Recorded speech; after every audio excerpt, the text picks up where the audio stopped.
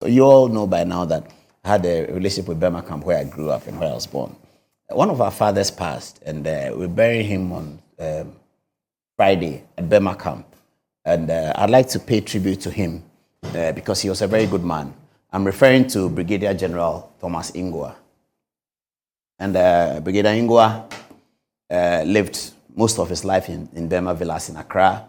I had known Brigadier Nguah much earlier. Well, should I say I had known him? He had known me because he knew me when I was maybe 1, maybe 2, something like that.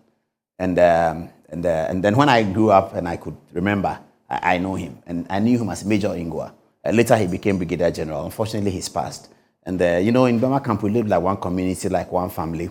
I lived in number 27 Burma Villas. He lived in number 29 Burma Villas with his family, his children, whom we went to school together, Garrison, St. Peter's, and St. Rosie's they went to. Later on, his daughter came to Presec, actually. Thomas Nguah is here, and I'd like to pay tribute to him. He became Brigadier General and commanded the 1st Battalion of Infantry. He's been buried this Friday at the St. Catherine's Catholic Church in Burma camp, where, of course, I started my Catholic life as a mass server at St. Catherine's Catholic Church. That's the same church where Brigadier General Nguah will be buried.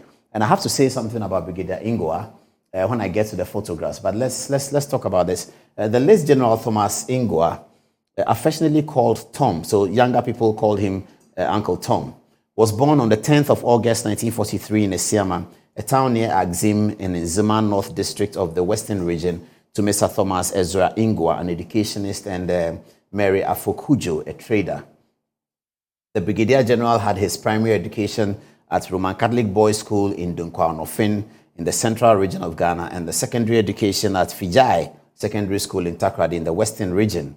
Brigadier Nguah had his illustrious and prestigious military career, which spanned 4 decades. After successfully attaining the West African School Certificate, the late general was enlisted into the Ghana Military Academy, Teshi, in 1962. He was commissioned as a second lieutenant on 14 September 1963 as part of the regular career course Intake 5, and was initially posted to the Parachute Battalion and later to the 3rd Battalion of Infantry in Sunyani, where I think I first had my encounter with him in 1979, I believe. In the 3rd Battalion of Infantry, General Nguah began his service to Mother Ghana professionally and loyally as a platoon commander. As part of his professional developments, General Nguah participated in several military courses. Other courses he attended included the Junior Defense and Senior Staff courses at the Ghana Armed College, etc., etc. Throughout his accomplished career, Brigadier General Nguah held several notable military and civil appointments and positively impacted many lives. Some military appointments he held included General Staff Officer, Grade 3 Operations at the Army Headquarters, Instructor at the Ghana Military Academy and Training Schools, Company Commander, 3rd Infantry Battalion, and Deputy Director, Personnel Service, Personnel Administration at the Ministry of Defense. The General also held a number of command appointments, which included Commanding Officer, 6th Training Battalion from June 1984 to September 1986, Commanding Officer, 3rd Battalion of Infantry from September 1986 to November 1987, and from June 1988 to December 1989. Brigadier General Nguah was also appointed Commander, 1st Infantry Brigade Group from December 1992 to October 1996. He also held other notable appointments, such as Acting Chief Executive of the National Sports Council, I remember that like yesterday, in 1989, and Commissioner of Customs, Excise and Preventive Service in 1990. General Nguah participated in numerous United Nations peacekeeping operations, etc., etc.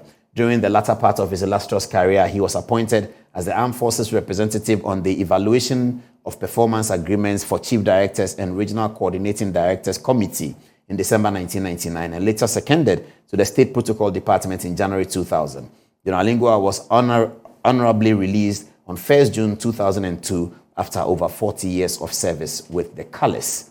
Brigadier Nguah was a staunch Roman Catholic, I know that for sure, and worshipped in many Catholic parishes wherever his career in the military took him, including the St. Catherine Catholic Church in Burma camp, of course, where I was serving Mass back in the day, where at one point he served as a vice president of the church council. His final place of worship was the Corpus Christi parish in Sakumono, where until his ailing health was an active member. His social life, his hobbies included lawn tennis, football, I know, hockey, and volleyball. He loved music, especially classical gospel. He was survived by his wife, Ma Rose, as we used to call her, but the name here is Rose, and 3 children, namely Akuba, Kwame, and Yaba, all of whom we know very well. He's also blessed with 8 grandchildren. In fact, one of Brigadier Nguah's grandchildren is a lady who is a footballer, plays in England. She's a lady. She would have played for the Black Stars, but she's a lady. Maybe we should get her to play for Black Queens.